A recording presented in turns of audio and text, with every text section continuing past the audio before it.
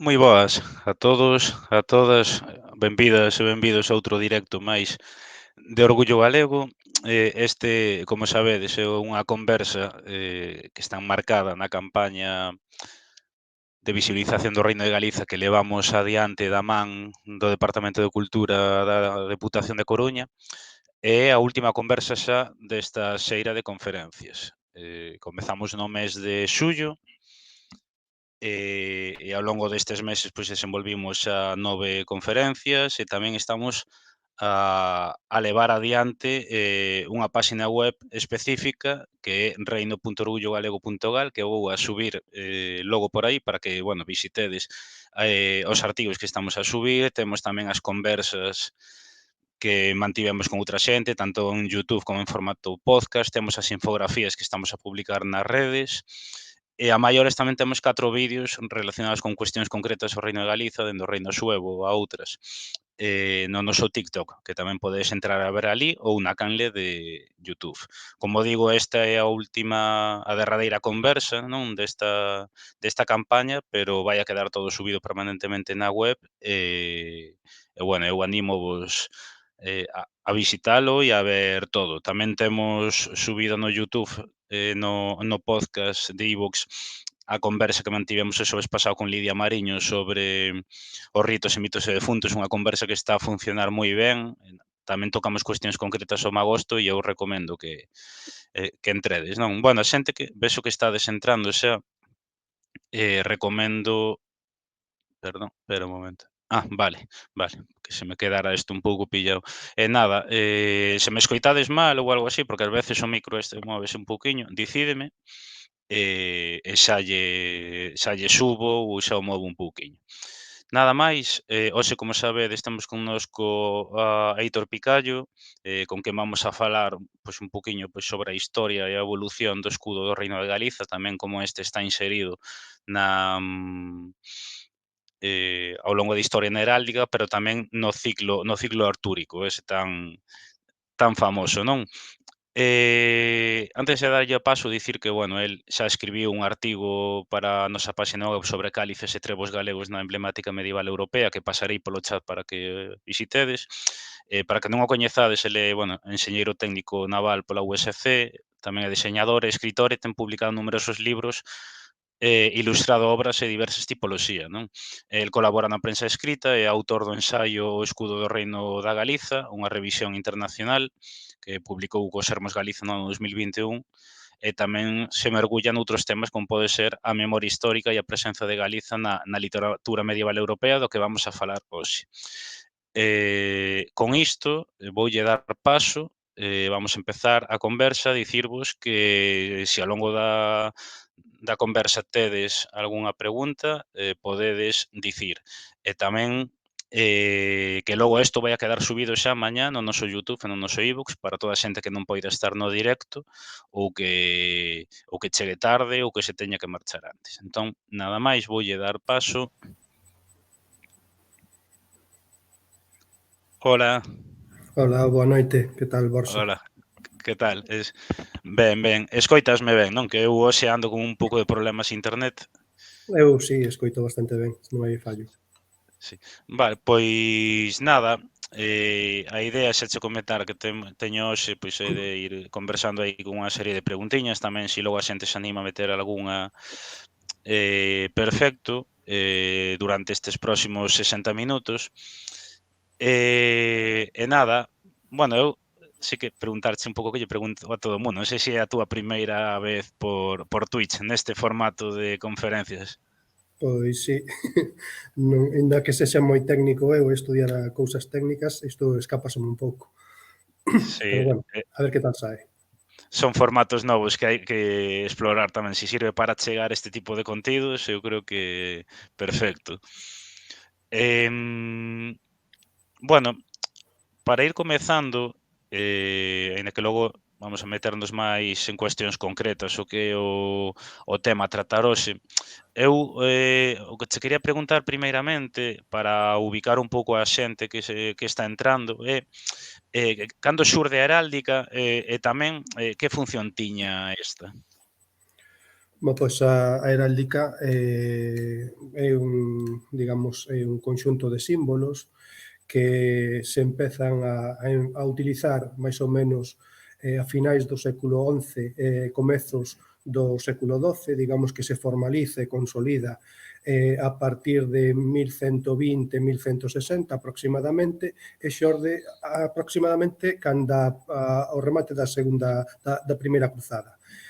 A razón pola que aparece este tipo de símbolos e de emblemática non é outra, segundo comentan entendidos internacionais, que diferenciarse ambos contrincantes nun campo de batalla. No momento que hai unha guerra, unha loita entre determinadas casas nobiliarias ou determinados reinos, pois tiñan que distinguirse no campo de batalla. E máis aínda, cando nese entón, pois os cascos sufriran, os cascos da armadura do cabaleiro sufrira determinadas modificacións, como era, por exemplo, o apéndice nasal, para protexer o cabaleiro dos golpes, non? E debido a iso eran menos recoñecibles os soldados, os combatentes, e empezaron a utilizar unha serie de elementos, sobre todo xeométricos, bandas, faixas, axedrezados, etc., para despois ir incorporando pois incluso animais que no seu momento podían ser como o tótem da familia e despois pois constitúe o que é a heráldica actual. Digamos que xusto no momento en que isto xorde, Galicia está nun dos máximos esplendores, estamos falando ano 1120, 1160, o contexto histórico é Afonso VII de Galicia, nacido en Caldas de Reis, e Fernando II, a catedral en pleno apoxeo, e ao mesmo tempo abrollándose, non abrollara xa o que era a lírica trovadoresca galega. Ese é o contexto noso, polo tanto, é lóxico que dai a pouco xurdise algún emblema para identificar o noso reino. Comentabas, bueno, pois máis ou menos a data de inicio, non? Pero pénsase que, aínda que hai esa data que se remonta ás orixes heráldica, é posible que antes esa data houbese algo, ou realmente non se ten constancia de nada? Que existan escudos e que existan emblemas de tipo eso para pintar unhas armas ou pintar unhas cores nun determinado elemento de protección da armadura do cabaleiro non quere dicir que non estivesen os contrincantes no campo de batalla algo polo menos simbolizados, non? Existen as bandeiras, existen os estandartes e iso xa se pode constatar dende a época ben pretérita, mínimo época romana. Ante iso, digamos que nese momento, nese século XI, sobre todo XII, pois empezan a engadirse novos símbolos que son necesarios, non? Digamos que non identifica tanto o bando, senón incluso é un símbolo persoal. Ao principio era eso, identificar os contrincantes no campo de batalla, pero despois foise empregando a distintas materias, incluso gremios de traballadores, ordes eclesiásticas, particulares, nobres en sí, servía ao principio solamente para o escudo, despois servía para, digamos, representar o emblema dunha familia nun castelo e indicar que ese inmoble pertencía a determinada familia. Iso foi, digamos, moi pouco a pouco, pero digamos que non foi un uso despois exclusivamente de tema castrense, senón incluso de tema social e incluso de bastante proxección, digamos, cultural, porque incluso ata na literatura, sobre todo francesa, xermánica e tal, pois sempre ían aparecendo este tipo de emblemática, porque era unha novidade. Igual que a día de hoxe nós utilizamos logotipos ou utilizamos imaxes corporativas, naquel entón tamén existían determinados símbolos para identificar as persoas. E antes falabas un pouco pois do noso contexto, para ir meténdonos máis niso, que algo que tamén nos comentaba a xente estes días polas redes sociais, non? Que é que de que data e cales son as primeiras representacións coñecidas do escudo de Galiza. A ver, unha cousa é o que se coñece e outra cousa o que puido existir. Eu creo ou considero que, inda que o escudo de Galicia, as primeiras representacións son foráneas, aparecen en Inglaterra, concretamente en Francia, no norte de Francia, non por iso quere dicir que aquí non existise algo. Nós non temos constancia da súa existencia, pero puido haber. A primeira representación aparece nun rolo de armas que se chama Seagull Roll, data do ano 1282, e non deixaba de ser un pergamiño moi grande, creo que aproximadamente sobre cerca, preto de 3 metros de longitude por 15 de largo, no que se representaban 212 escudos de nobres, de príncipes, de reis e de incluso algún personaxe, entre aspas, fantástico, non? Nese Seagull Roll, pois, podemos ver a representación do escudo de Galicia, que non deixaba de ser un escudo gótico, ou seja, moi apuntado, na punta moi aguzada, onde estaban representados 3 cálices de ouro, colocados 2 na parte superior e un en punta, nun campo de azur. Esa é a primeira representación. Ese pergamiño, por desgraza, desapareceu máis ou menos no século XVII e a día de hoxe consérvanse 4 copias dispersas por distintas institucións bastante relevantes de Inglaterra, British Library, o College of Arms, etc. E a segunda representación é continental, aparece na zona norte de Francia, ven a ser o Erat Vermandois. Este data aproximadamente de 1290, 1295 aproximadamente, e en vez de aparecer 3 cálices, como no caso do rolo de armas inglés, o Seagull Roll, aparece un único cáliz. Descríbese en picardo, digamos, na lingua picarda, que o escudo de Galicia é un cáliz de ouro en campo de azur, cuberto cunha tapa. A diferencia do británico, que eran 3, e sen tapa, polo menos, non aparece nin descrito, as imaxes que conservamos, evidentemente, pois aparecen sen tapa. Isto trae consigo un engadido que se podería advertir. Pepe Barro, no seu momento, comentaba que o símbolo galego máis pretérito de 1282 non deixaban de ser copas de nobres ou copas de reis, para nada tiña que ver iso con a relación eclesiástica, co cálice eucarístico. Iso no que se refire ao tema estético. Eu, baixo o meu punto de vista, no plano, digamos, social e no plano cultural, sí simbolizaba evidentemente algo vinculado coa religión. Non hai que, digamos, descartar a posibilidade ou a realidade que era que ti, cando ves unha copa de bastante beleza, feita nun metal precioso, pois que che veña a mente pois os cálices e os vasos sagrados que existían en distintas catedrais europeas, entre elas incluso a Catedral de Santiago, non? E iso por unha parte que nos recorda digamos, a última cea, non? E despois, por outra parte, naquel momento estaba en plena efervescencia o que viña a ser a literatura de tipo cabaleiresco, máis concretamente do ciclo artúrico, digamos, a materia da Bretaña, a busca do Grial, a conquista do Grial. Polo tanto, de forma subsidiaria, de forma secundaria, tamén tiña que estar presente esa imaxe que nos retrotrae a ese cáliz que buscaban os cabaleiros da Táboa Redonda. Porque eu considero que, con independencia de que o moble heráldico sexa a copa dun rei, dun soberano, de quen sexa dun nobre, tamén naquel momento, igual que nos pasa a nós a día de hoxe, estábamos influenciados por distintas correntes culturais, literarias, históricas incluso, e debido a iso, pois, debeu de xurdir así.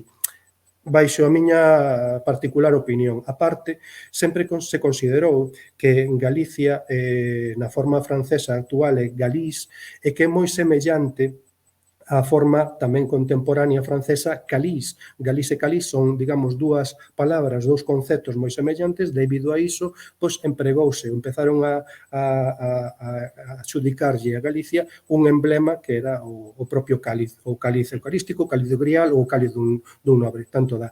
Pero tiñamos que ter en conta unha cousa que, baixo o meu punto de vista, pasou un pouco desapercibida, porque nos interpretamos o concepto, a grafía cáliz, coa forma actual francesa, calís, pero naquele entón, no momento en que xorde Herod Vermandois, o Armorial Herod Vermandois, o Sigal Roll, digamos que impulsaban as correntes heráldicas ou as correntes, digamos, a liña de representación dos brasóns a zona norte de Francia, sobre todo Normandía, Mena, Bretaña, incluso o sur de Inglaterra, que sería a zona de que hoxe Londres e así, e incluso Países Baixos.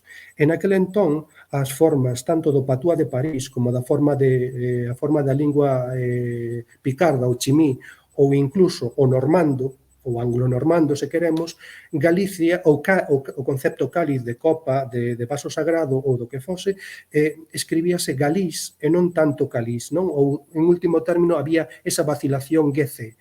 Polo tanto, unha persoa que escoita galís e escoita Le Guayón de Galís, o Reino de Galicia, evidentemente o que che vai á cabeza vai a ser un cáliz sí ou sí. E en contexto coa materia artúrica, a materia da Bretaña, pois con moita máis razón, cando estaba de moda eso, a conquista do Grial. Non solamente pola lenda ou a tradición que teñamos en Galicia de atribuirlle ese asunto. Eu creo que a día de hoxe tamén, incluso cos logotipos, as imaxes corporativas, deixamos influenciar por determinadas correntes e polo que está de moda. Naquele entón exactamente igual. Tocaches aí varias cousas nas que vamos ir entrando nas vindeiras preguntas.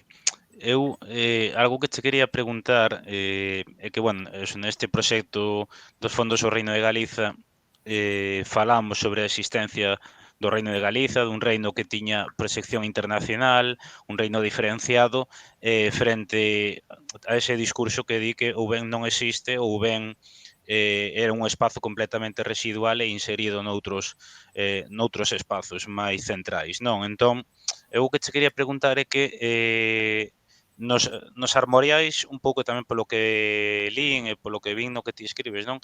É habitual que o Reino de Galiza teña representación propia e diferente ao que poden ser outros reinos peninsulares, non?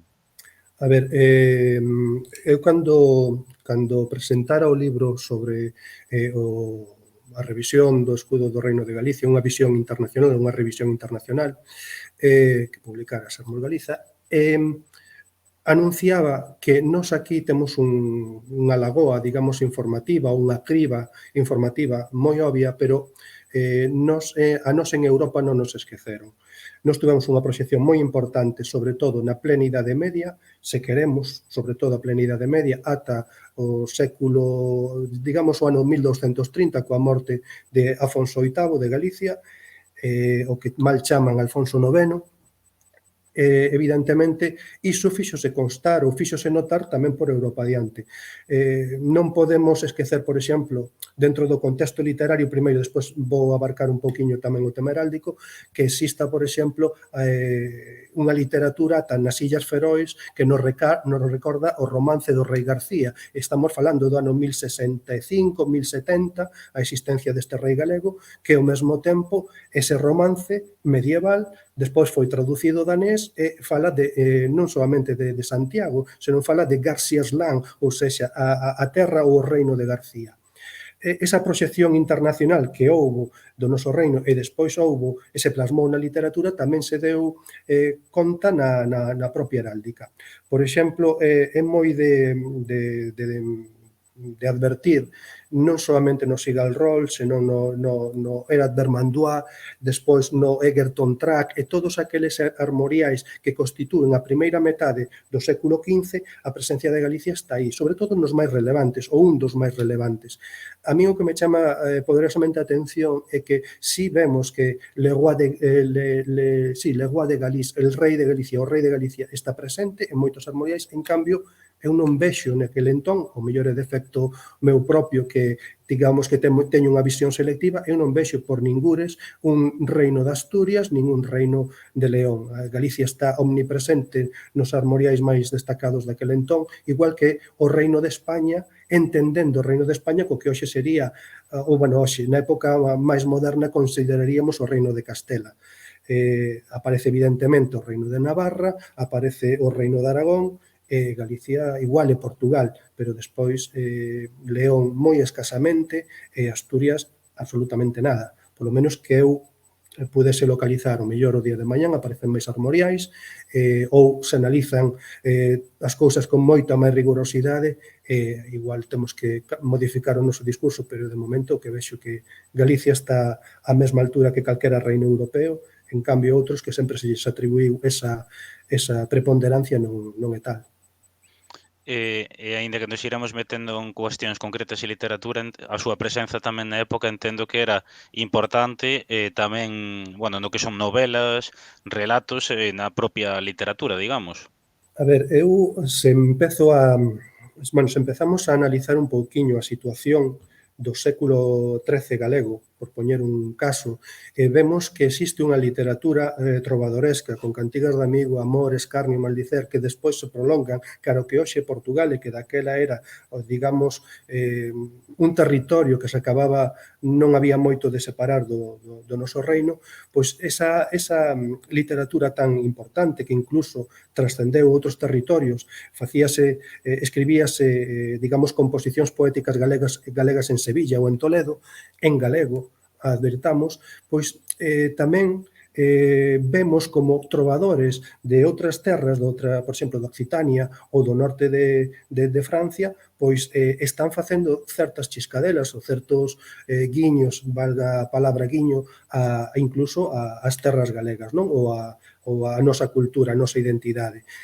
Iso dentro do que se refire ao tema lírico, pero dentro do mundo da narrativa, dentro do que é o román ou os relatos en verso ou en prosa cabaleirescos dos séculos, sobre todo, XIII e seguintes, pois Galicia está tamén moi presente. Eu teño a día de hoxe máis ou menos localizados sobre unhas 64 obras aproximadamente literarias europeas medievais de moita importancia, cos seus correspondentes copias manuscritas, que se redondeamos son 60 obras, multiplicados por 5 son 300 manuscritos que poderíamos analizar ou intentar mergullar neles para saber que é o que din ali, pois vemos que cando son relatos cabaleirescos que aparece o rei de España outra vez, que aparece o rei de Galicia, moitas veces son reis fantásticos que non existiron ou ben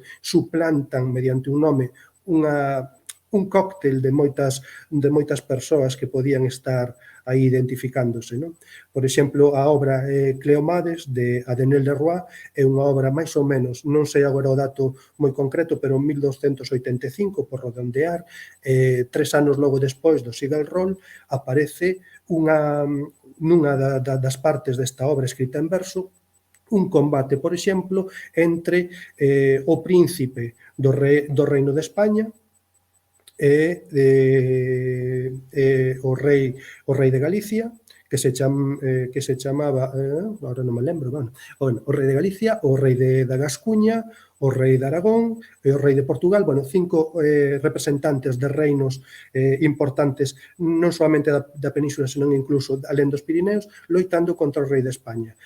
Aí, nese momento, tamén en plena efervescencia da heráldica, Adenel de Roy, ese escritor tan importante, di que o rei de Galicia usaba como emblema un dragón ou unha serpe verde en fondo amarelo, en fondo de ouro, que nos fixo recordar, curiosamente, ese dragón alado que se lle axudica os reis suevos, non, por así dicilo, inda que hai que entender que a emblemática na época dos reis suevos non estaba desenvolvida, nin temos constancia de que existise. Outra cousa é que de forma lendaria a día de hoxe lle atribuamos isto. A mí o que me chama a atención é que en 1285 existe esa coincidencia de que un rei de Galicia utiliza un dragón verde en campo dourado, aínda que ten, según se di na descripción, a testa azul, as orellas azuis, a cola non sei se era negra, e despois as patas brancas, era un compendio de moitas cousas, pero era un dragón verde, o que ali se narra. E xunto con iso, Le Xaguá de Nimes, eu que sei, non sei, son moitísimas as obras, por exemplo, que podería decir, o romance de Floré Blancaflor, exactamente igual, estamos falando incluso de obras do século XII, é algo A parte apasionante, porque incluso podes contrastar documentos franceses que a día de hoxe podemos acceder en liña dende a propia páxina da Biblioteca Nacional de Francia ou da Biblioteca da Universidade de Gante, contrastar os manuscritos que ali hai, intentar cotexalos e ver que diferencias hai con todas as prudencias e servíndonos de axudas de profesionais no que se refire á traducción e interpretación de textos franceses e máis aínda cando aínda por riba non soamente están escritos entre aspas en francés ou en picardo, en ximí ou en variantes lingüísticas que foron aglutinadas entre aspas por ese idioma, por lo que é francés, senón incluso por interpretacións dos propios escribanos. E iso a nós podenos fornecer de datos moi curiosos para ver que lugar ocupábamos nós en Europa desde un concepto incluso literario. Falabas antes do século XIII, entrando agora no século XIV, algo que me chamou a atención é que falas del como os séculos escuros a heráldica galega. Entón, sei se nos podes desenvolver un poquinho máis isto. A ver, nós a día de hoxe estaban eses dous primeiros armoriais que se localizaron, que eran o Sigal-Roll e o armorial de Ego Vermandois, pero ata os primeiros anos do século XIV non temos absolutamente nada máis que de heráldica vinculada con Galicia. Ante esta circunstancia, eu dentro do contexto heráldico chamo os séculos escuros da heráldica galega. Será a partir logo dos anos máis ou menos 1436 a 1450, cando xa aparezan 4 ou 5 armoriais novos onde vexamos unha pequena metamorfose dentro do que é o escudo que nos identifica como reino, non? Se queres, explicoche un pouquiño o que acontece nese entón. Sí, Ou seja, nese intervalo de 1295, o armorial este francés, Herod Vermandois, ata 1436 non existe de momento nada coñecido, ata que aparece o Egerton Track. O Egerton Track ven a ser casi unha copia, unha recreación plástica do que decía este seu precedente francés. O cáliz de Galicia é un cáliz con tapa nun campo de azur, non? Un campo azul. Ben, posteriormente aparecen despois o Redinghoven Wappenbuch e outros armoriais onde vemos que xa hai pequenas modificacións. Algún deles aparece sen tapa, pero os que aparecen con tapa xa van rematados nun remate crucífero, non? Xa van culminados cunha cruz. Isto que nos quere dicir que xa nese momento podemos indicar que o cáliz galego xa ten unha identificación nidia co que é o elemento eclesiástico, co cáliz eucarístico. Até ese entón, a nivel estético, como dixen antes, non. Si a nivel o mellor subliminar ou de forma secundaria vinculada tamén co tema artúrico. Pero no estético non aparecía absolutamente nada. A partir, máis ou menos, de 1442, 1450, si xa aparece ese remato crucífero, polo tanto, xa estamos identificando coa Eucaristía, con Lucas 22:20, que viene a ser o pasaxe da última cea. Despois que conste que a partir dese momento xa aparecerá unha nova modificación que é a introducción dos trebos que igual é interesante se ti o consideras abordalo cando digas. Vale, sí, un tema interesante que podemos tocar. Eu aí antes, para ir entrando tamén todo o mundo da literatura, un dos temas, bueno, que quería tocar hoxe e que fai referencia no título da conversa é a relación do escudo de Galiza coa materia da Bretaña, a busca do Graal e todo este ciclo artúrico. Entón, que nos podes contar disto? Porque é un tema que aquí, bueno, sí que se ten falado, é un tema que adoita gustar moito, pero que non se sabía, ou eu polo menos non sabía prácticamente nada sobre estas referencias que fas, non? A ver, eu o que comentei no seu momento no congreso este que houve sobre o Reino de Galicia, que organizaron aí Anselmo López Carreira, Xosé Lois Vázquez co apoio da Deputación da Coruña, unha das cousas que comentaba é que textos de corte, digamos, artúrica, digamos, o román de La Guía Clarís, por exemplo, aparece o reino de Galicia polo medio, aparece un rei de Galicia chamado Jonás ou Xonás, aparece o rei Artur, aparecen os cabaleiros do Táboa Redonda, e outros personaxes, pero non é o único. Digamos que quizáis o primeiro, quizáis entre aspas, porque calquera día levamos algunha sorpresa, eu creo que non faltará moito tempo para que vexamos algunha cousa nova, quizáis sexa o Percival de Wolfram von Eschenbach, un dos grandes literatos xermánicos dos séculos XII e XIII, quen introduce Galicia dentro do que é a corte artúrica, non? Dentro das xeografías do ciclo artúrico, da materia da Bretaña. Aí aparece o propio Percival, aparecen os cabaleiros clásicos, etc., outros non, e despois aparece Galicia, cítanse os galegos, cítase tamén a cidade de Pontevedra, e segundo incluso os dicionarios, existen incluso cousas, ou sexa, obras realmente maravillosas que a día de hoxe co tema da literatura estilo Harry Potter e tal, que temos dicionarios sobre determinados lugares que se citan, etc., pois ata naquel momento existen dicionarios sobre as xeografías do ciclo artúrico, en que lugares foron tocando distintas obras en distintos momentos. E para min, o momento en que Galicia entra máis ou menos en contacto co ciclo artúrico é ese ano 1210 aproximadamente, con Wolfram von Eschenbach, ca súa obra Percival. Unha obra que, curiosamente, despois utilizará o propio Wagner, polo tanto, aparece Galicia tamén polo medio nas súas composicións, digamos, maxistrais. Que conste que ando tamén estes días medio mergullado noutra, bueno, para continuar con isto, porque digamos que cando ves un pouquiño de luz dentro deste caos ou dentro deste mundo tan grande que é a literatura, que ainda por riba temos o problema de que moitas das fontes que deberíamos consultar non están transcritas e aínda moitísimo menos logo xa, digamos, adaptadas a unha lingua moderna, non? Falemos, por exemplo, que as transcripcións en francés sexan francés actual e non sexa esa variante chimí, que está moi ben, non? Ou facelas, digamos, nas dúas versións, a versión original en chimí ou en anglo-normando e a versión en francés moderno, para poder cotexar e poder ver cal é a importancia. Eu, a día de hoxe, podo confirmar que dentro do que é a Vulgata do ciclo artúrico, nesas obras clásicas, o que é as fontes primarias do ciclo artúrico, xa está Galicia representada como reino, porque, bueno, digamos que a veces sentas nun palleiro e espeta a agulla, este é un dos casos.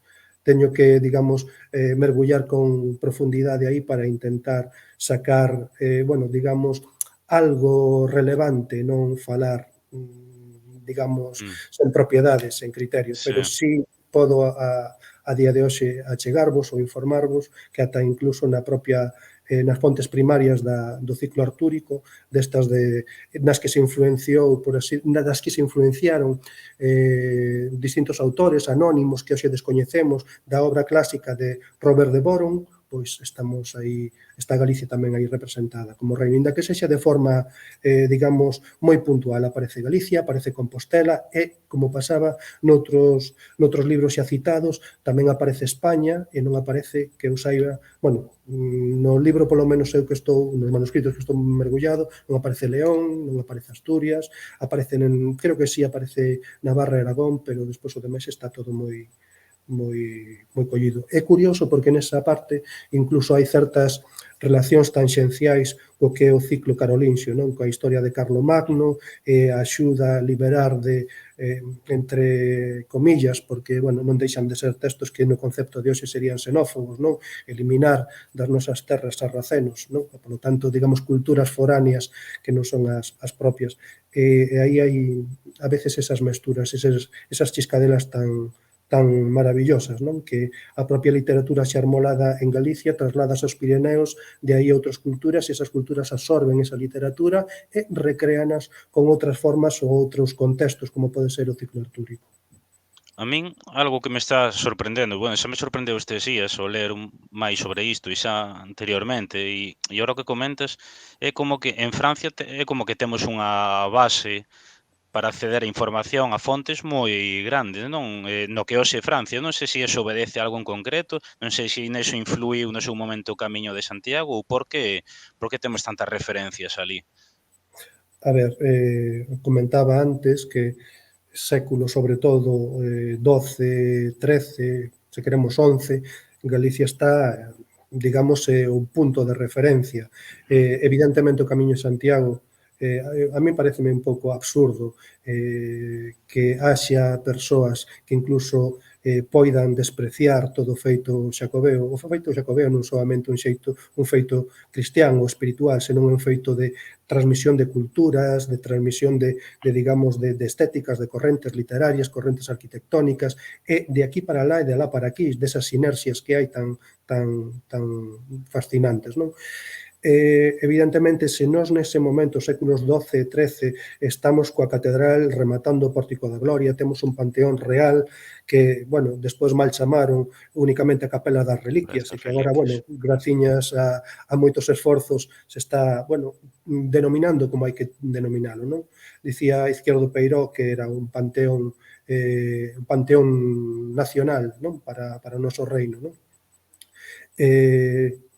Resulta que, aparte diso, tiñamos a lírica, tiñamos eses contactos comerciais, porque sempre se pon ese estereotipo tan pouco real, non, de que Galicia estaba illada nunha esquina da Península Ibérica, bueno, illada para a meseta, para todos os reinos europeos, non, nos podíamos contactar rapidísimamente, entre aspas, vía navegación con Londres, podíamos chegar a Países Baixos, podíamos chegar a Bretaña francesa, de aí que moitos dos nosos exiliados durante as batallas aquelas con Fernando, o sea, apoiando a Fernando Sí, V de Galicia, que foi Fernando I de Portugal e outra, Xoán de Gante, se queremos, pois se exiliasen en Portugal ou se exiliasen na Bretaña francesa ou outros territorios. O propio Paio Gómez de Soutomaior, pai do mariscal Soeiro Gómez Soutomaior, estivo unha tempada por Francia exiliado, polo tanto, por que non se foi para Aragón ou se foi para outros lugares. E ante estas circunstancias todas, esas relacións marítimas, esas relacións culturais, arquitectónicas, digamos, literarias, pois, evidentemente, ali tamén se armolou algo vinculándonos a nós polo noso potencial. É o que vos comentaba. Se existen xa poño moi por enriba, 65 manuscritos, 65, perdón, obras literarias de envergadura, de peso, digamos, francesas, inglesas dos Países Baixos que están falando de nós era por algo. Outra cousa é o que se omitiu de nós dende a propia península. Por exemplo, Portugal non foi así, inda que Portugal empezouse a esquecer de nós cara ao século XIX, pero antes non. Despois, evidentemente, filtros como os que houbo en Toledo e noutros lugares non interesaba tanto ao noso protagonismo. E máis, o que sempre se di da doma castración do Río de Galicia é plausible o que pasou, non? sí, sí, sí. En cambio, en Francia, Países Baixos, Italia e outros lugares, eses prexuicios non os había. Por lo tanto, escribías do que había, desa relación tan importante con o noso reino, cun digamos, un dos santuarios máis importantes de Europa, xunto con Roma e Xerusalén, un contacto comercial grandísimo, así viñan, por exemplo, Cornielis de Holanda a facer o altar de Santa María dos Ollos Grandes a Catedral de Lugo, o sea, illados, no, Sí, para algúns, para outros non. claro, está claro, sí, sí, e aparte que todos estes exemplos xa dan fe deso, non? Pero hai un tema que a mí tamén, bueno, que me sorprendeu, e é que coa incorporación do Reino de Galiza dentro do que é a órbita do Reino de Castela, claro, isto non implicou a desaparición da presenza de Galiza no contexto europeo e, polo tanto, do seu escudo, non? Por que sucedeu isto? Porque ademais é algo que incluso tamén pois o idioma tivo unha época de esplendor e incluso despois eso, 1230, desa perda progresiva de soberanía, non? Entón, no contexto da heráldica a súa presenza no contexto europeo, por que isto non implicou esa desaparición? Vamos a ver, eu creo que a nivel o que é peninsular, sobre todo o que é a corte toledana ou o castelá, por dicilo dun xeito, digamos que Galicia pois sufriu unha criba nas súas representacións moi significativa, moi importante. Sobre todo temos que ter en conta que nós ata o século XV tiñamos unha nobreza poderosa, bastante forte, que loitaba tamén porque Galicia estivese presente nas decisións importantes dentro de outros reinos, e despois, cando é suplantada, trasladada á corte, cando incluso por exemplo, se vai introducindo os eclesiásticos foráneos dentro do que son as sedes episcopais galegas, pois iso aquí non nos serviu absolutamente de nada. Tamén hai que ter en conta unha cousa, para min, baixo o meu punto de vista, e segundo o que tiven indagado, unha cousa é ver o que fixeron os Austrias, sobre todo os Austrias maiores, en relación coas representacións heráldicas de Galicia, e outra cousa é os Austrias menores e, sobre todo, os Borbóns. Os Borbóns, basicamente, paulatinamente foron despreciando o que foi o noso reino. Os Austrias menores, máis ou menos, os Austrias maiores para nada. As maiores e as mellores representacións heráldicas galegas que existen por Europa adiante son, sobre todo, de, digamos, pétreas ou talladas en madeira, son da época de Carlos V e algunhas de Felipe II. Creo que me perdín un pouquiño no que me decías en relación por que non se perde tanto en Europa. Pois, sobre todo, porque o que comentaba antes, era un reino recoñecido, cunha cultura moi destacada, moi preponderante no seu momento, e era lóxico que ese reino seguise continuando e eses emblemas se seguisen utilizando. Tanto é así que, por exemplo, nos entendemos que unha cousa é un reino, o de Galicia, por exemplo, e outra cousa é o emblema que utiliza un rei. O rei, por exemplo, Felipe II, podía utilizar ou non o cáliz, se lle apetecía, pero se quería representar o reino de Galicia tiña que utilizar ese emblema, porque ele era rei deste territorio.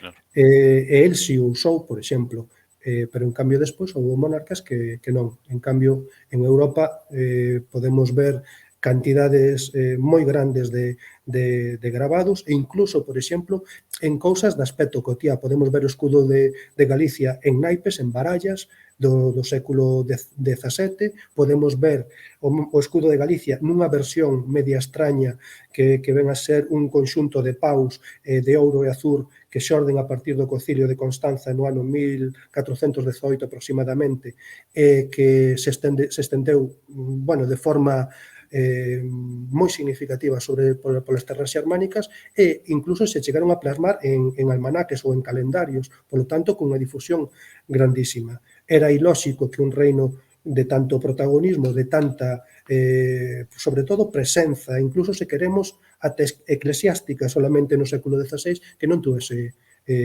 protagonismo europeo. Aquí o que chama a atención é que non exista tanto emblema dentro do que son as nosas urbes, non? Incluso dentro da propia Catedral de Santiago. Eso era algo que che quería preguntar agora, por que na propia Galiza a presenza do escudo do Reino de Galiza non é habitual? Porque, quero dicir, parece que casi ten maior presenza no exterior que no propio país. Eu creo que nesto influíron varias cousas. Primeiro, por unha parte, o que comentaba de que non houvese, digamos, nobres nen época moderna e incluso eclesiásticos en época moderna que quixesen que Galicia estivese representada co tío. Despois, pasaron determinados feitos, como, por exemplo, reconstruccións ou remodelacións dentro da catedral, que se eliminaron símbolos que deberon existir, ou incluso cidades amuralladas que tamén perderon a súa simboloxía. Queda, por exemplo, o escudo dos 5 cálices na porta da vila de Betanzos, os 5 cálices na porta de Carlos V de Viveiro, un cáliz cunha hostia nunha das portas de entrada da cidade da Coruña pola zona marítima, e despois salpicados en distintos municipios, pero coas armas imperiais dos Austrias. Pero é moi pouco que conservamos. Excluindo eso, os blasóns, digamos, de Castela León, León Castela e o escudo de Galicia no centro, que aparecen, por exemplo, nos arcosolios do Panteón Real da Catedral de Santiago, pouco temos. E eses son escudos que estamos falando de finais do século XVI, polo tanto, medievais non temos. Outra cousa diferente é que entendamos que pasou con algúns nobres, porque aí comentaba no seu momento, e creo que escribira Antonio González Millán, un historiador bastante recoñecido, director do Museo do Pobo Caramiñal, que ali, por exemplo, a familia dos Xunqueiras tiñan como animal totémico o león, pero é curioso se analizamos eses elementos nas versións medievais, por exemplo, Estevo de Xunqueiras e Martiño de Xunqueiras, ese león entre as súas gadoupas terma dun cáliz e enriba do cáliz unha hostia. Por lo tanto, igual moitas veces eses símbolos os temos medios camuflados entre as casas máis potentes ou entre a emblemática máis potente, digamos, laica galega. Pero despois, a partir do 16, foi bastante en declive. Si se camuflou, pero por exemplo, nas armas vinculados coas casas de Medinaceli, cos Bolaño e cos Piñeiros, se queremos, pero foise perdendo, digamos, ese protagonismo. E, bueno, antes falábamos a nivel europeo de países que recollan representacións do escudo galego, fixeches así algunha, bueno, referencia xa, non? Francia, tamén en Londres, non? E logo creo que tamén, se non me equivoco, por Bélxica e por Alemaña hai. Sí, a ver, en Alemaña,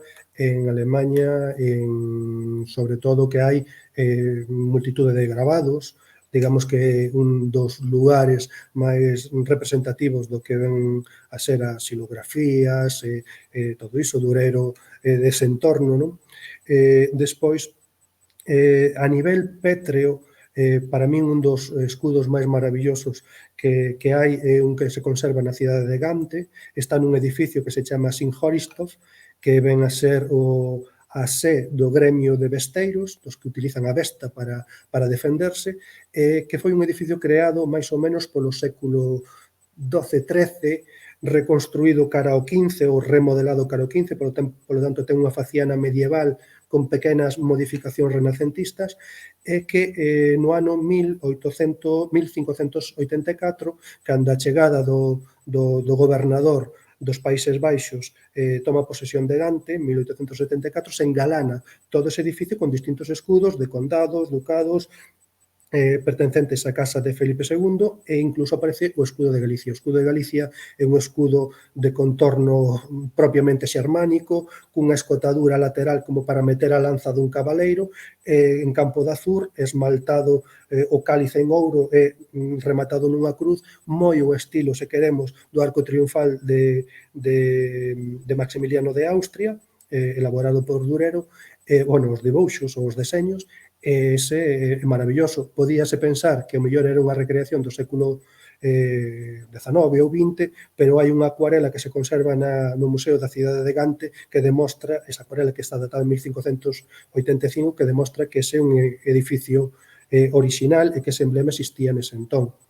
Despois, aparte, se queremos, saltando, como se di a veces, saltando o charco, podemos achegarnos a Arxentina, na cidade de Bos Aires, entramos na igrexa de San Ignacio de Loyola, e ali no altar dedicado a Santiago Apóstolo, que, por certo, con escultura do escultor do imaxineiro galego Xosé Ferreiro, que unha talla preciosísima que preside ali, que é un Santiago Apóstolo sedente. Arriba de todo hai un escudo de Galicia moi grande, cun manto de armiño, acolado coa Cruz de Santiago e coroa real. É o único escudo real que existe nese lugar. E aparte, se queremos, a bandeira co escudo de Galicia do batallón do Terzo de Galegos, que se conserva tamén na cidade de Bos Aires, que ten aparte unha historia maravillosa. E despois tamén, que máis? Por exemplo, na propia cidade de Bruxas, a igrexa do Palais du Franc de Bruxas, que viña a ser como unha corte ou como unha especie de concello onde se reunían os rexedores e a xente que gobernaba esa cidade, pois hai unha lareira impresionante feita en madeira de carballo, datada en 1529, onde aparecen 47 escudos heráldicos dos reinos, dos ducados, dos condados de Carlos V, e 3 representacións heráldicas distintas do escudo do Reino de Galicia.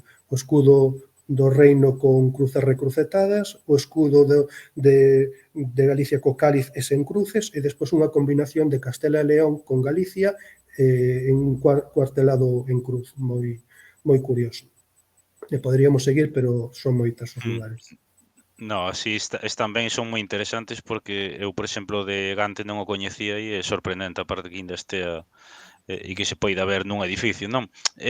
Volvendo ao que comentabas antes, que para meternos un pouco máis, algo eso que gustaría que contaras por enriba eso, un pouco como foi evoluindo ao longo dos séculos o escudo galego, o que comentabas antes, por exemplo, dos trebos, agora temos, bueno, o que chegou agora é o cáliz e a cruz, eu incluso vendo fotos, como que hai, según onde vexas, como debuxos e deseños moi diferentes, parece, a min ás veces daba a impresión como que cada un facía un pouco así, pois o que vía, non había, digamos, unha liña de un escudo clásico que se coñecese, non había distintas representacións, entón, un pouquiño eso, meterse no tema dos trebos e da evolución ata que coñecemos hoxe.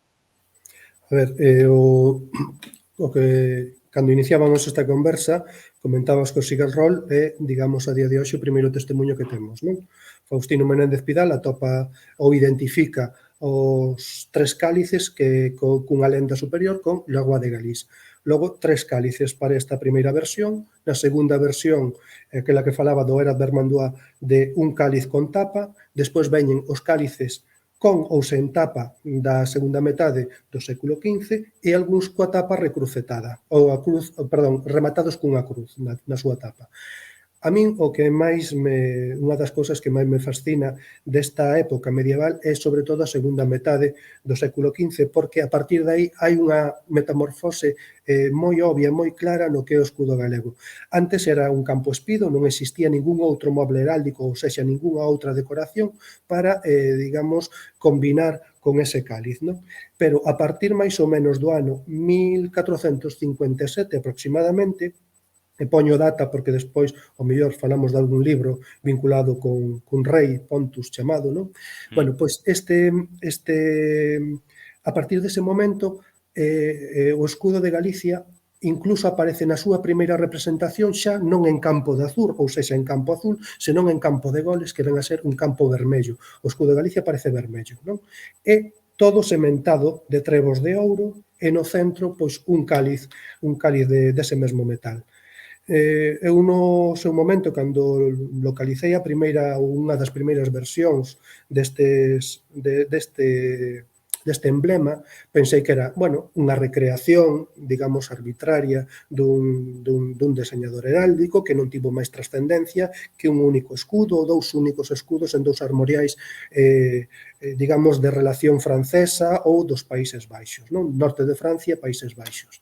Pero non foi así, porque incluso chegamos ata un número de 6 armoriais seguros e máis un libro, que é o libro do Livre du Corps d'Amour et Prix, que é un libro de René d'Anjou, que é a primeira representación onde aparece eses trebos, non? O que falaba de 1457. E iso trasládase ata 1498, con o último dos manuscritos donde aparecen trebos, un cáliz tamén de ouro en campo vermello sementado de cruces que se conserva na Universidade de Yale, data de 1498, e foi feito polo que era un rei de armas, ou sexa, un xefe de protocolo e de emblemática da corte de Felipe o Fermoso. Polo tanto, a casa, digamos, que gobernou de Habsburgo, que empezaba a gobernar ou que estaba relacionada xa con Galicia e cos nosos territorios, pois coñeceu ese emblema do cáliz cos trebos. Hai incluso un armorial, o armorial do Duc de Sabelí, que se está perdido, pero certos estudiosos franceses localizaron algunha copia del donde se volve a confirmar tamén esa presenza de trebos. Os trebos teñen esa amplitude, non? A segunda metade. Mais alá eu non teño constancia, sei que hai algún estudoso nestes temas vinculado coa bandeira de Galicia, as emblemáticas que se está sacando por aí, que, bueno, tamén é maravilloso, porque ao final estamos recuperando os nosos símbolos, pois que ten localizado algunha representación máis contemporánea a nosa con cruces treboladas, por chamarlle dunha maneira, non? E iso é así. Outra cousa é a relación de por que aparece o trevo dentro do emblema galego. Claro. Aquí, por exemplo, no Instagram nos están deixando varias preguntas. Hai unha que di que relación pode ter isto co trevo de Irlanda, se hai algún tipo de relación ou ten algo que ver. A ver, eu creo que neste caso habería que falar, se me permites, dun pouquiño máis de literatura, que o mellor igual pretendes ou pretenderías preguntarme, que era a historia do rei Pontus, non? Sí, sí. Bueno, o rei Pontus é unha historia fantástica, non é unha historia real, inda que Enrique Arguindei, que é o traductor desta obra ao galego, xunto con outros autores que tamén sacaron as súas versións ou as súas aproximacións, pois el di que, digamos, que hai relación con determinados personaxes históricos vinculados con Bretaña, incluso algunha relación pode haber con Xoán de Gante, que, como sabemos, estivo por Galicia, polo menos asentada a súa corte en Santiago de Compostela en 1386, máis ou menos. O que pasa é que o libro de Pontus é un libro que veu a ser un gran bestseller dentro da literatura do norte de Francia de finais do século XIV, principios, as primeiras 2 décadas do século XV. Parece ser que foi, ou dice que puido ser encargado pola familia Laval, para indicar ou intentar amosar orixes vetustas ou orixes gloriosas ou importantes, non? Curiosamente, da familia Laval era a segunda muller de René d'Anjou, do que falarei a continuación. A historia do rei Pontus é a historia dun meniño ao que lle matan o seu pai, que era o rei de Galicia, o rei Tibur, e na cidade da Coruña, que non matan son sarracenos, e este rapaz é, digamos, capturado ou cativado durante un tempo xunto con outros meniños, creo que eran 12 ou 13, digamos, os que profesaban a fe de Mahoma exíxenlle que acepten eles e que se sometan a súa doutrina. Este rapaz, non deixamos de falar de literatura, non é un feito real, este rapaz renega 1, 2, 3 veces, e nese momento, curiosamente, quen libera o rapaz e os seus compañeiros é un cabaleiro chamado Patricio.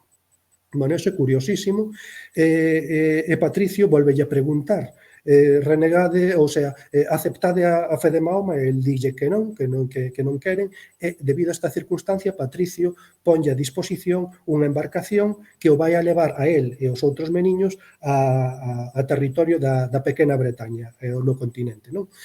O asunto é que se nós empezamos a mergullar na xeografía do propio San Patricio, que foi o que veu a ser, digamos, o evangelizador de Irlanda, vemos que lle pasou algo moi semellante. El estaba por Inglaterra, captivado por piratas escotos, está en prisión e despois, cando evangeliza e intenta fuxir, pois marcha nunha embarcación que curiosamente din que chega ás terras da Bretaña. Eu non sei se por esta circunstancia, cando se chega a introducir o símbolo do trevo dentro da emblemática. E digo isto porque tempo despois, máis ou menos 50 anos, 50, 40 anos, René d'Anjou escribe aquel libro que comentaba antes, o libro Livre du corps d'Amour Repris.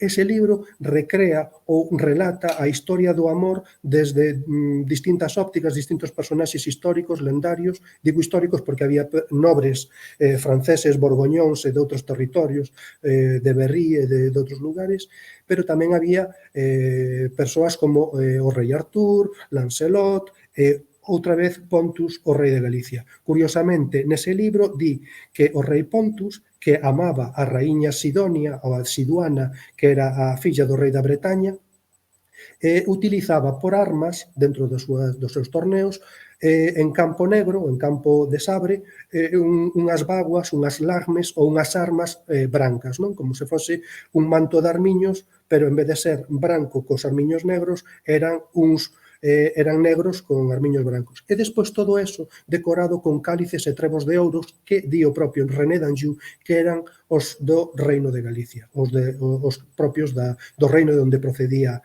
o rei Pontus, o chaval Pontus, o cabaleiro Pontus. Ante esta circunstancia e debido á relación da primeira novela do Pontus, fillo do rei de Galicia, Siduana, filla do rei da Bretaña, e a segunda muller de René d'Anjou, da familia Laval, a que parece ser que se lle escribe a esa primeira novela, igual si hai que indicar que o millor a persoa que primeiro representou os trebos sexa o propio René d'Anjou. A parte era unha persoa tremendamente culta, moi mergullada na literatura, na heráldica e remodelador, por así decirlo, dos torneos medievais da baixa idade do final, do remate da Idade Media e principios da Idade Moderna. Ante esa circunstancia, eu creo que sí ten que ver o trevo, e o trevo non deixa de ser un símbolo trinitario, non? Sei que San Patricio que utiliza ese trevo como na súa propia iconografía, sei que lle serviu para explicar o misterio da Trindade, pero antes de que San Patricio absorbese ou, digamos, a sociedade e atribuíse a San Patricio ese trevo, a numismática das Illas Británicas e máis concretamente os símbolos vinculados a Irlanda non deixaban de ser nas moedas, nos peniques de Enrique II, Enrique IV, Enrique V, etc., pois trevos trilobulados ou tetralobulados. Polo tanto, creo que hai demasiadas coincidencias para creer que non había relación. Eu aposto que sí que algo debeu haber por aí. De momento, non creo que haxe unha teoría que nos achegue algo máis plausible. E entrando, bueno, xa no final, falabas agora deste tema tan interesante relacionado con Pontus, que tamén, bueno, tocas no artigo que temos na página web, non? E logo algo que tamén me chamou a atención é que estes días falabas, pois, sobre isto na famosa, sobre todo isto na famosa saga de Tristán e Isolda, que é algo que eu tampouco sabía, entón, se nos podes facer unha pequeniña introducción a este tema. Nesta temática mergullara un estudoso, que non sei moi ben cal era a súa relevancia dentro do mundo académico, do mundo profesional, que era Vicente Almazán. Vicente Almazán mergullou nas sagas nórdicas de finesa, danesa, de Islandia, etc. E unha delas é a saga de Tristan och Isolda, non? Que ven a ser a saga de Tristán e Isolda. Hai máis, digamos, relatos cabaleirescos onde volve a aparecer Galicia dentro do que é Suecia, Dinamarca, Islandia e outros territorios. Creo que son máis ou menos sobre unhas 7 obras onde aparece Galicia. Pero nesta, na de Tristán e Isolda, hai unha cousa maravillosa que era esa especie de confluencia existente entre o ciclo artúrico e o ciclo carolinxio. No capítulo 13 desta obra aparece un Tristán clásico, que é o Tristán do ciclo artúrico, namorado de Xenebra. Este Tristán parece ser que se criara en España e Xenebra estaba en Inglaterra, e cando el chega nunha ocasión a España atópase con outro Tristán ao que lle chaman o estranxeiro ou o extraño, non? O Tristán estranxeiro reúnese co Tristán clásico, cando falo clásico falo do Tristán artúrico, e dille que preguntalle este, bueno, ti de onde és? E dille, eu son de Jacobsland, eu son de Galicia, eu son da terra de Santiago. E logo que che trae por aquí, falando sin plan coloquial, bueno, pois nada, que 7 irmáns sarracenos, volvemos outra vez á historia dos sarracenos, depuxeronme do meu reino, polo tanto eu escapei e viña xunto túa porque sei das túas proezas para ver se me podes axudar a recuperar o meu trono, recuperar a miña terra.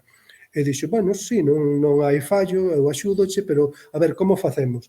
Bueno, despois hai un momento que a mí me parece bastante humorístico, que, bueno, se ti me matas a 4 e eu mato a 3, xa está resolto o tema. E dille Tristán o de Xenebra, dille, bueno, nin de coña, eu matarei a 5 e ti mata a 2 que te chegan, non? E, bueno, aceptaron o trato e foron cabalgando xuntos toda España ata chegar a Galicia, volvemos outra vez á distinción entre España e Galicia, e ali resolven o asunto no capítulo 14. Se iso o analizamos dentro do que o Codex Calistinos, do Códice Calistinos, vemos que, en certa maneira, camúflese a historia de Carlomagno ao que se lle apareceu o apóstolo Santiago, e que o apóstolo Santiago lle di, non, é que tes que axudarme a liberar dos sarracenos o Camiño de Santiago, Galicia e os territorios do norte, por así decirlo. Por lo tanto, é un espello entre o ciclo carolinxio reaproveitado ou reciclado, por poñer aspas, ou modernizado, por así decirlo, dentro dun ciclo artúrico islandés. Bueno, parece unha historia bonitísima. Sí, a verdade é que sí, porque isto quería enlazalo, bueno, coa última pregunta que teño antes, comentar algunha que deixaron aquí no Instagram.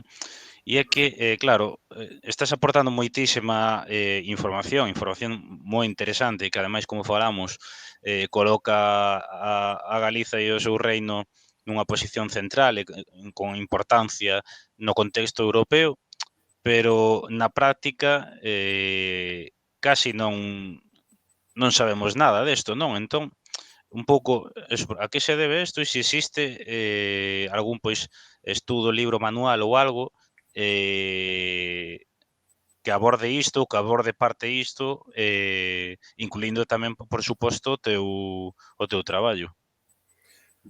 A ver, eu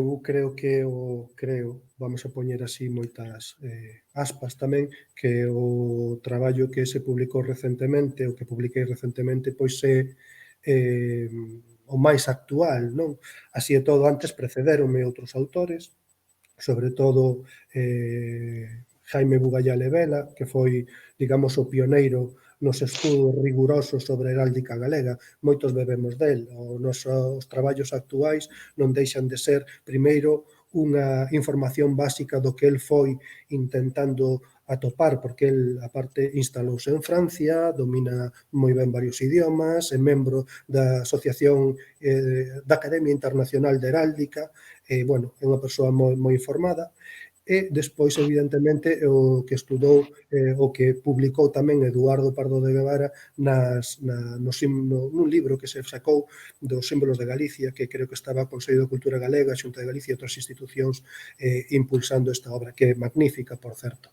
Despois, dentro disto, existen pequenos estudos, no seu momento tamén dentro dos boletíns da Real Academia Galega se houbera algún autor que medio mergullara coa excusa de tratar o escudo da Coruña, tamén abordou algo do escudo de Galicia, pero digamos que o traballo para a recuperación non solamente dos nosos símbolos, senón da nosa identidade, da nosa forma de ser e estar no mundo, pois ten que ser labor de moitos, non de 4 persoas. Eu creo que o traballo que estás facendo ti dende esta canle, o traballo que fixo Xosé Lois Vázquez e máis Anselmo López Carreira, a propia Deputación, impulsando este tipo de estudos, non soamente é válido para os que estamos vendo, senón que pouco a pouco están calando na sociedade, gústenos ou non, que a min sí que me gusta, por certo. Sí, sí. Eu creo que, non sei, menos se falou, a día de hoxe sona bastante moito máis do que nos parece. Sí, A ver, hai que ver a trascendencia que colleron, non? Sobre todo estas claro. últimas actividades, sí. Sí, sí, sí, no, e estas, por exemplo, isto que xurdiu da Deputación sí que está sendo interesante en cuanto xente e proxectos, digamos, a sociedade civil están, pois, impulsando este tipo de contidos para poder achegarllo, pois, a xente de a pé, non? Que tamén eu creo que é fundamental, pero, si é certo que se ve que cada vez hai máis interese. Eu creo que falaba outro día, non sei se foi con Anselmo ou con quen foi, que claro, un exemplo é, pois, que na web da TVG o documental sobre o Reino Suevo de Galiza sexa o contido máis visto, non? E no momento no que se emitiu na TVG foi o máis visto aínda eu creo que se emitira ás 11 da noite, o sea, quero dicir, realmente hai unha isto xa non é algo de, digamos, 4 frikis, eu creo que hai unha base social que cada vez demanda máis ten máis interese, non? Entón eu creo que todo o que estás tocando ti seguirá nesta liña. A ver, tamén temos agora hai un grupo de persoas que xa van, creo que pola segunda cea do Reino de Galicia que se fai bueno, este ano outra vez, creo que non sei se no Hotel dos Reis Católicos ou así, e que, bueno, polo menos están divulgando, visibilizando, Sí, impulsando, a xente interésase, eu creo que todas as mans e todas as forzas son necesarias, sobre todo porque, a ver, non é querer ser máis cos demais dentro do contexto digamos, dos territorios históricos europeos, senón rescatarmos o peso e a importancia que tivemos e que debemos seguir tendo. Non falase moito de nacionalidades históricas que para nada se fai uso nin deses cualificativos, e despois, a hora da verdade, nós temos moitísimo máis peso que outros lugares. Ao fin e ao cabo, a nacionalidade histórica non deixa de ser un eufemismo de nacionalidade. Isto é unha Sí, nación. sí. E así se demostrou dentro do que era a heráldica europea, a literatura europea, etcétera, etcétera. Eles a nós víannos así. Nós, pois, quizáis, intentarnos poñernos, digamos, panos nos ollos para non poder ver con claridade. Sí, sí, totalmente de acordo. E eu creo que, claro, non é por ser máis que ninguén, pero tampouco menos, pero sobre todo creo que decir que é un exercicio de responsabilidade, algo totalmente lóxico e normal que queiramos coñecer a nosa historia como en calquer país do mundo queren coñecer a súa historia, e máis cando no noso caso en moitas ocasións temos que andar buscando pois por espazos fora do que é o mundo académico, porque realmente, claro, non temos materias ou non temos un contido dentro dos manuais que toquen estas cuestións. Xa entrando, eu quería deixarche dúas preguntas que nos deixaron aquí no Instagram, xente pois que non ten conta no Twitch. Unha é que o escudo actual que hai, si temos máis ou menos datado dende cando se asenta esa imaxe, ese deseño que coñecemos e que chegou ata os nosos días. A ver, ese deseño ven co Estatuto de Autonomía. Outra cousa é que se viñera facendo uso de algo Sí, semellante, digamos, Camilo Díaz Baliño xa no seu momento a principios do século XX xa aparecía o cáliz coa hostia e as cruces, sobre todo eso a nivel galego, incluso se queremos a nivel do Estado, pero despois, a ver, as cruces aparecen dentro do que é o escudo galego máis ou menos o ano 1519. Quero dar unha data porque é a primeira representación que a día de hoxe temos. É un tapiz que se conserva no Museo da cidade de Bruxelas, que foi elaborado por un grupo de artesáns por mandado de Fran Bontaxis, que eran digamos, un burgués de moitísimos capitais e fundador do Servicio de Correos imperiais da Casa de Habsburgo, e aí consérvase un pano que nun dos remates dunhas columnas aparece un cáliz con tapa con varias cruces de tipo patriarcal. Creo que son sobre 5 cruces, non ten nada que ver o número con esas 7 teóricas provincias, que, bueno, provincias, eso é un eufemismo, as 7 capitais ou as 7 cidades máis relevantes galegas.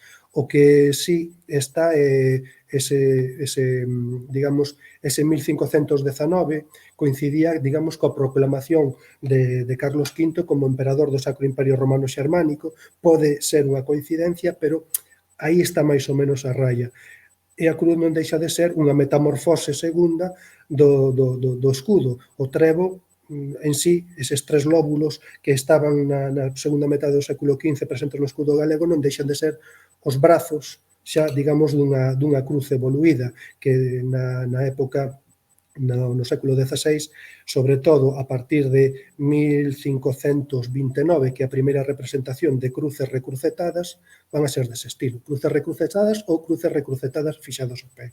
Despois aparecerán patadas ou con distintas estéticas, pero as cruces son a partir de 1519, máis ou menos, ata os nosos días. Deixaban por aquí tamén, bueno, que eso realmente xa respondiches sobre o tema do estandarte suevo. E outra pregunta, que é a última xa, é bueno, se hai próximos traballos si tes traballos nos que esteas agora mesmo metidos neles e que vayan a seguir nestes próximos meses, se hai pendente pois sacar algún libro, algunha exposición ou algo relacionado con todo o que se tratou hoxe. Pois non o sei. A ver, eu si vou a seguir mergullándome no tema da literatura artúrica, porque moi posiblemente aparezan cousas interesantes, con todas as cautelas e as prudencias, porque hai que ler moitas bibliografías, moitos autores e autoras, hai que ler as obras modernas ou digamos, as transcripcións, se as hai, e ao mesmo tempo cotexalas cos manuscritos para ver se as grafías son correctas. Eso vou andar por aí. Así e todo, tamén a miña lideira última está en sacar tamén algo de emblemática galegos e o escudo galego, pero desde perspectiva da cartografía de distintos territorios. Estuven aí atrás en nos diario con a zona de Amberes, a zona dos Países Baixos, e continuarei máis ou menos tamén cara a Inglaterra e Italia, sen moitas máis pretensións que divulgar e dar a coñecer que en calquera recuncho do mundo podía haber un resquicio, un rabuño, digamos, do noso emblema. Mm. Eh, ah, mira, antes de nada, din aquí si o teu libro, o que sacaches, segue á venda, si se pode mercar por internet ou como? Entendo que se refire ao do escudo de Galicia, ao dos Sermos.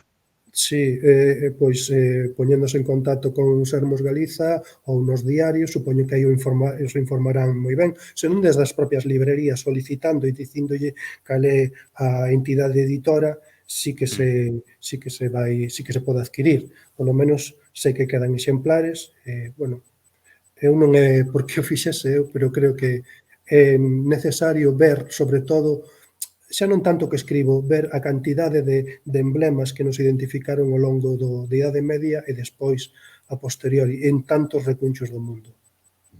Totalmente de acordo. Ademais, é moi necesario, sobre todo, para desmontar esa idea de que falábamos noutro directo, que Galiza sempre foi un territorio marxinal sin presenza de ningún tipo. Creo que, sobre todo, para esas cuestións, e logo, por suposto, en todo o mundo este da literatura, que é fascinante e xa non só de interese a nivel da presenza de Galiza, senón o propio contido en sí, non? Nada máis, eu con isto non teño máis preguntas, entón, se te parece, deixámola aquí e quería pois agradecerte que estiveras hoxe aquí connosco nesta derradeira conversa, agradecer todo contigo que nos aportaches e que estás aportando tamén por todos os medios tamén para visibilizar toda esta historia, dicirlle a xente que na nosa páxina web na reino.orgullogalego.gal hai un artigo teu, nada, eso, novamente, darche as grazas. Pois grazas tamén a vos pola divulgación que facedes tamén destes temas, aquí para o que precisedes. E grazas tamén aos ouvintes. Moitísimas grazas, deixámola aquí, nos vamos continuar 5 minutiños, pero deixámoste xa marchar, entón vémonos na seguinte. Chao. Apuriño. Aí estamos,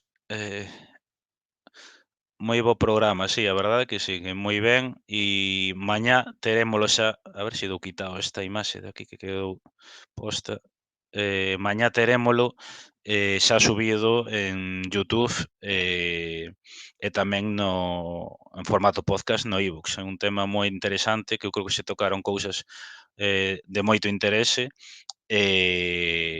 e que nada, agradecer eso tamén a vosa participación. Como decía, é a derradeira conversa desta campaña do Reino de Galiza, que comezamos no mes de xullo con Eva Moreda e que rematamos hoxe con Heitor Picallo, que eu recomendo ver na nosa canle de YouTube, ou tedela tamén na páxina do Reino, non? Porque son temas moi interesantes que van a quedar aí permanentemente para vos. Agora simplemente quédanos por sacar un par de artigos que sairán estes días, de aquí ao domingo seguramente, sacar tres novas mm, tres novas a ver, que creo que estaba metendo aí Heitor sin querer. Non. Bueno, tres novas infografías e que vai a quedar aí todo e que, bueno, eu creo que é un contido de calidade e tamén pois agradecer ao Departamento de Cultura da Deputación de Coruña que nos era a oportunidade de poder facer todo isto porque é unha páxina con moitísimos recursos que vai quedar para o voso uso e disfrute e que vai a estar moi ben para, bueno, pois para tocar cuestións moi xerais, moi xenéricas, pero tamén cuestións moi concretas. Nada máis, agradecervos a vosa presenza, van ser as 10, entón vamos a deixalo aquí. Rematamos hoxe esta campaña, pero isto non significa que rematen as nosas conversas. Tedes máis de 50 na nosa canle de YouTube que podedes ver en calquera momento. Estamos preparando xa novas conversas agora sobre distintas temáticas con distintas persoas convidadas para as próximas semanas, entón convídovos a estar atentas e atentos, a seguirnos nas nosas redes sociais, en Facebook, Instagram, Twitter, Telegram, en TikTok, tamén en YouTube, Twitch, e nada, novamente, graciñas por estar aí, vamos a deixalos xa para ir a cenar, e agardo que nos poidamos ver, se non é para a vindeira semana, dentro de 2 con un novo directo.